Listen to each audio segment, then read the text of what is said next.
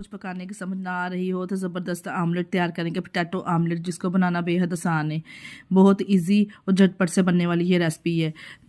आलू लेके हमने इसको आलू को अच्छे से उसका छिलका रिमूव कर लेना है और क्यूब्स की कटिंग में इसको हमने कटिंग कर लेना है। तमाम पोटैटो को 2 से 3 ग्रीन चिल्ली भी साथ में इसके कटिंग कर लेंगे, ब्रीक चॉप कर लेंगे।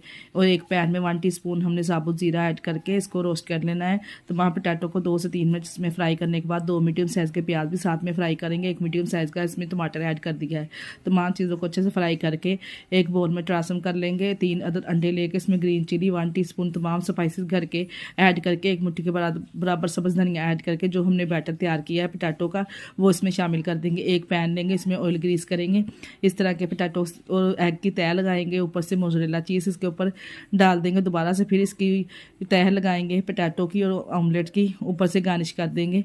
ये टमाटर इस तरह से ऊपर से कवर कर देंगे 2 मिनट के लिए। 2 मिनट